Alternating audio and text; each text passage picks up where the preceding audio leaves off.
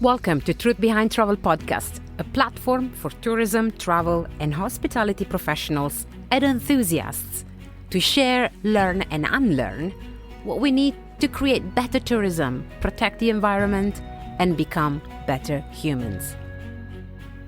I'm your host, Dolores Semeraro, and every week I bring on the podcast the voices of those out there making a difference to learn the hard truth behind the world of travel and tourism, what works and what we can collectively do better. Welcome to Season 4, a series of conversations fully dedicated to women in travel, the trailblazers, the visionaries who have been and continue to be the force for good we need to hear more from. Back on the podcast for a reality check on Madagascar, a destination featured on Season 4 with Sonja Gottlebe, an ecotourism expert and GSTC certified trainer based in Madagascar, on episode 79. The Truth Behind Traveling to Madagascar episode back then was very well received on the podcast. So this week, mid-October 2025, when the news around Madagascar described the ongoing protests of revolutionaries, high government representatives fleeing the country overnight, and a possible military coup, I reached out to Sonja to have an open conversation on what is really going on in Madagascar from the inside, and quickly discovered that all that was shown in the international media wasn't quite telling the right story.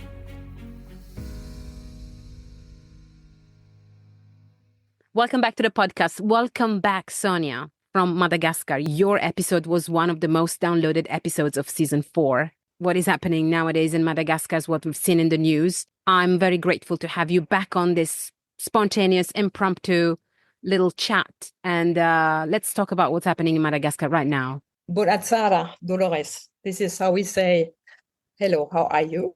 In Sakalava. I'm actually talking to you from a little island, Nosibe, which lays northwest from Madagascar. Yes, I'm very happy to talk about what's going on in Madagascar, in Nosibe particularly, because the people here consider to be another country. So actually, what happened on the 25th of October, we had a Gen Z, let's say, protest inspired from Nepal. It's the first time that such a thing happens in Madagascar. I'm pretty proud of this young generation because they are able to be organized, peaceful.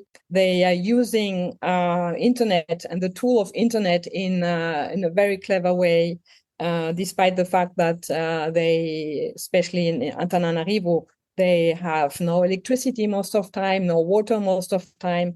Despite all these problems, they got organized. This war, let's say, was a digital war and is finished now, and they won with a mobile phone.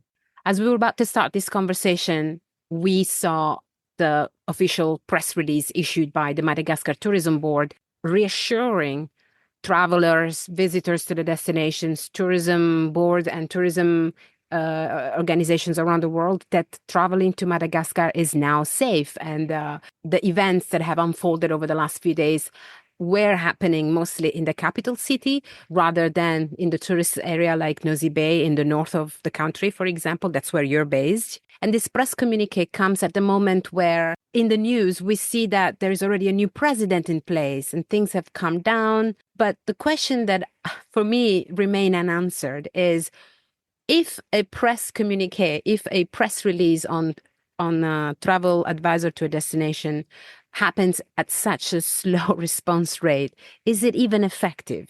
Let's say this time everything went very fast due to this digital communication. So even for us living here, from the morning to the same day, from morning to night, we had lots of.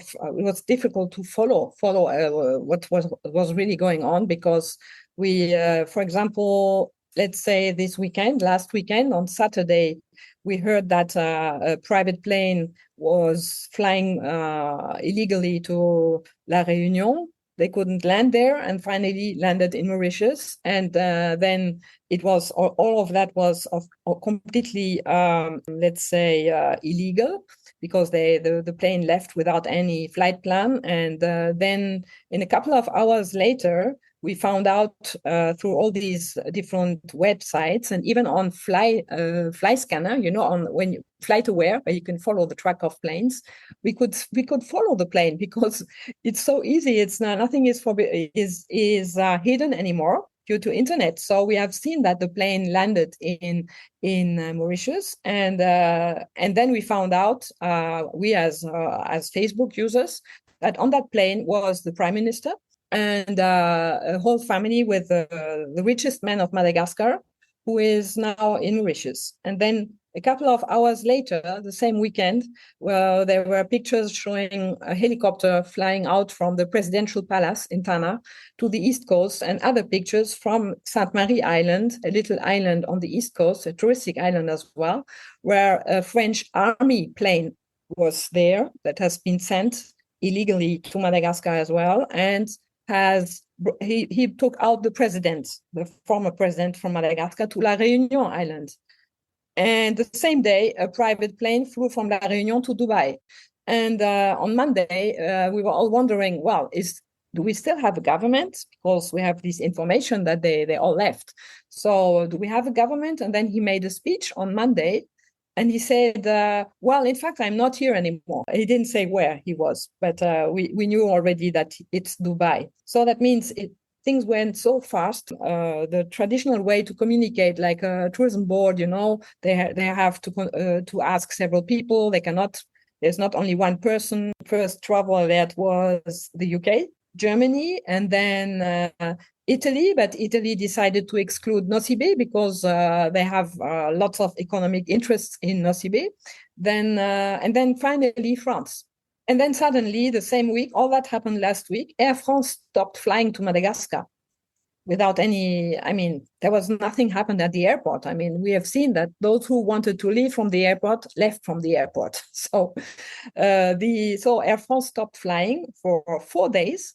And Emirates stopped flying as well. I don't know if it's connected to the fact that some of these guys are now in Dubai. This was the only problem tourists had to face last week because they were stuck. But the protest was peaceful, and it happened only in big cities. And this is what perhaps from the outside we didn't really get to see, because the images that were circulating about the events happening in the capital didn't look very peaceful, and they didn't look like they were, holding hands and singing songs. So I wonder how much of these images that have been around and have been circulated across the international media outlets are in fact damaging an already very fragile destination reputation. It was not unexpected because something needed to happen. But this lack of electricity and water is going on for years, so it's nothing new. But we do not have many international journalists here. They're not based here. Madagascar is a peaceful part of the Indian Ocean, and the Indian Ocean also is a peaceful region. And we had no more flights, and that was so fast that there were no journalists coming on planes and trying to cover the thing, right? It's not Gaza here. Then, unfortunately, this is really what media always try to do, is to have terrible pictures. And it's true that over 20 people died. It's not that things happened. So we always saw the same pictures coming back and back again. You don't know what to do in that situation. You just stay at home and pray that it's over fast, right? And try to find out what's going on later on. And just because there is no physical presence of international media outlets on the ground right there, they have to count on the images and the reports that are being circulated by the local governance and the media outlets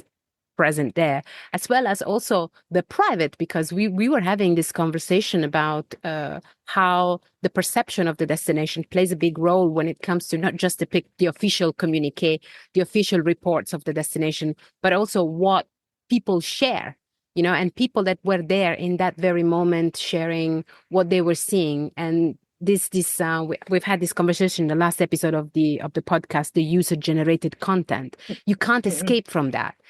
People are sharing what is happening in the destination regardless. I then think of what happens outside the country and what are other target markets, your main markets, the US, the United States, the American markets coming into Madagascar, big market, the European, the Germans, the British, and they all have issued travel warning against unnecessary travel to Madagascar. Yeah. Exactly. Yeah. So how, from a tourism destination point of view, how long does it take actually to get these travel warnings effect to sort of like fade out? It doesn't just stop overnight. The repercussions, the echo, it's longer. It's long and unfair because, as you said, I mean, right now, today we're speaking about that, but this morning we got a new president. He's in place, and we expect a new government as well. And there's no protest anymore. But the situation is still, let's say, pretty unconventional, right?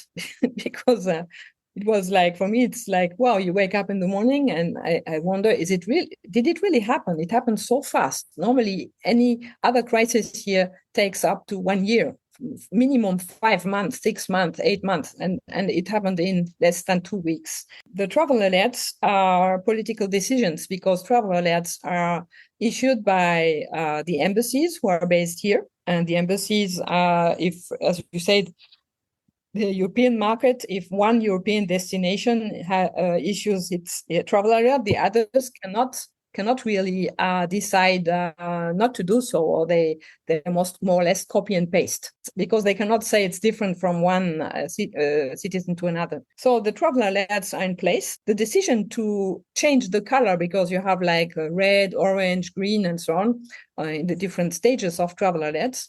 Embassies can decide that the situation has improved. They could degrade the alert. I know that from experience that this takes time because they all look at each other.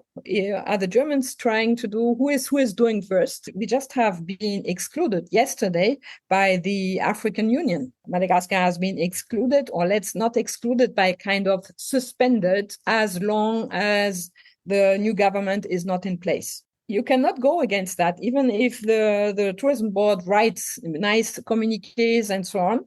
It will be tough. It will take some time, but we are still in the touristic season. My colleagues who are selling Madagascar as a whole destination, they lost lots of almost 100% of their bookings last week, because the bookings from right now, because it's so difficult, it was difficult to find out how you fly in and fly out, and domestic flights were cancelled, and it was pretty chaotic. Most of the clients we lost they postponed maybe their trip to Madagascar for next year, because we are a long-haul destination and people tend to stay 2 to 3 weeks in Madagascar. So they might come back, but I'm afraid not this season, more next year. For me, as a traveler, personally, as a traveler, I feel conscious about what right do I have to go and have my holiday in a country that is going through so many difficulties and is going through such a tough time. Many people would feel not unsafe to travel to Madagascar. Perhaps they would feel that it's probably not the right time. The destination has other things in mind, other priorities to solve. What do you see right now? Do you see another major step back? Many of my colleagues and friends in tourism also say, well, we hope it was worth. We hope it was worth, because we need a change. So that means they are all think about restarting soon. The touristic infrastructures were not damaged at all. I mean, there's not one hotel or restaurant or whatever that has been damaged, and there is not one tourist who is a target from this protest.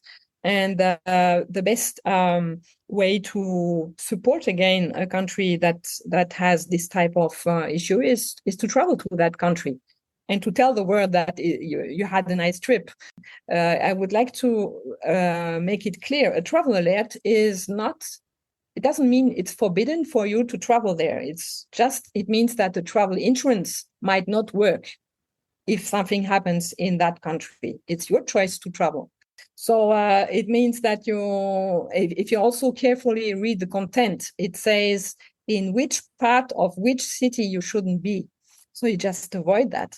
I mean, if I look at, I live in the Southern Hemisphere, and if you look at French TV, you have the feeling sometimes that France is on war, right? You see violent protests going on in Paris every time. But you travel to Paris, you visit Paris, and you will not see these guys. The best way to help Madagascar as a destination is really to come. Then, of course, I understand that if you book a trip through a travel agent, they have to follow this rule. They have to inform the guest that there's a traveler there and that the travel insurance might not work, and then they do cancel for sure.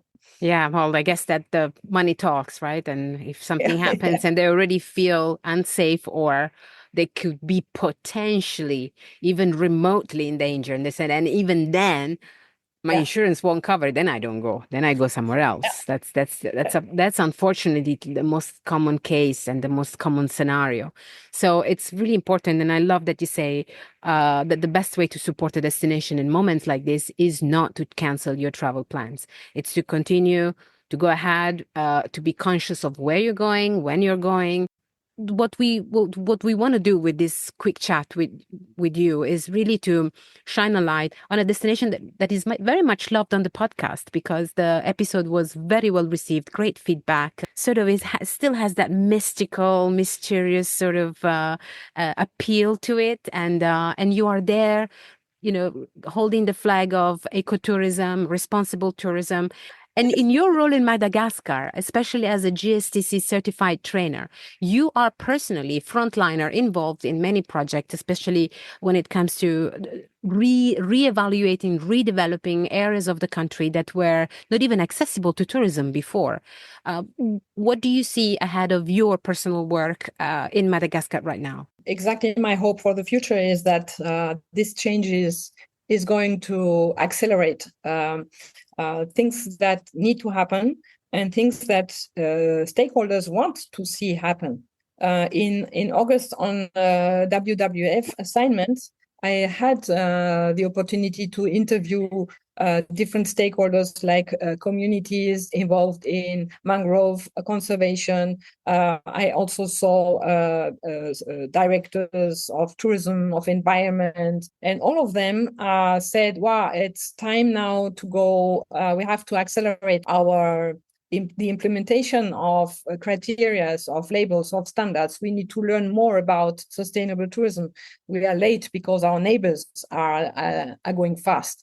And I think the biggest part of the problem was poor politics. My belief is that tourism is very resilient in Madagascar the most.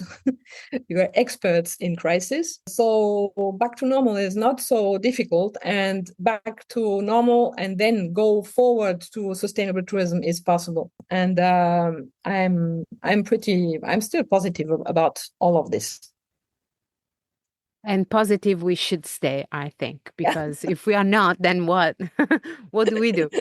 Yeah. So I think the outlook on the work ahead in Madagascar is, it looks very promising. Many projects, like a rising interest, I would say, on understanding how to best position this destination, not just as a beach holiday, but as something truly special and very specific when it comes to biosphere and the marine environment, the ecosystem. And in relation to what is happening at the moment at the destination level, I'm really grateful that you were able to share on the podcast and also in this flash episode a real life, sort of like a real check on what is going on and what we can expect moving forward, especially when it comes to destination perception. We're always there to raise a flag towards what's positive, what's peaceful, what's proactive. And if the sources that we can access to access information, to access images, videos, but when we can see exactly what is happening nowadays, what would you recommend to the listeners of the podcast if they want to get true information about what is going on in Madagascar? Where should they look? Before going to any official traveler-led website, have a look by themselves listen to podcasts, have a look on I don't promote Facebook especially, but this is where it happens. And that's how the change arrived so fast. Spend some time surfing yourself on the social media and try to find the pro and the contra, and then ask your travel agent or ask persons you find out on. There are lots of discussion forums about Madagascar in all languages, and ask people, how is the situation? And can you give me your personal idea? And honestly, most of travel agencies or tour operators based in Madagascar will never put a guest into danger. I mean, it's important for everything, not only for a Madagascar crisis. The wording of the international press, it's pretty interesting to see how, for example, BBC was talking about the events last week, and the same time the French media. So they use very much the word. It was a military coup this weekend. It was not a military coup. The military coup has a definition, right? So they didn't kill the president or went into a palace or whatever and destroyed something. It's the wording was wrong. And that's why you cannot even rely on what these huge press agencies are saying. I mean, people need to get to start to think about themselves. I mean, with their own brain. Absolutely. If this podcast can help, if this conversation can help, we will share it. We will amplify it. This will serve us as a lesson also. It's not often that a destination that was featured on the podcast goes through a radical, drastic change as such. So I was glad to have an opportunity to come back to that conversation and explore it in more details with you. Thank you so much for coming back on the podcast, Sonja. Dolores, it was my pleasure. Thank you for joining me on this episode of Truth Behind Travel podcast. And to learn more about Madagascar and the work of Sonja, check out episode 79 and do not hesitate to get in touch with her with the link in the show notes. Stay up to date with future shows on the podcast with the link on the show notes, and I hope to see you in my mailing community. In the words of Sonja, the best way to support a destination in the moments of crisis is not to stop visiting. See you soon on the next episode.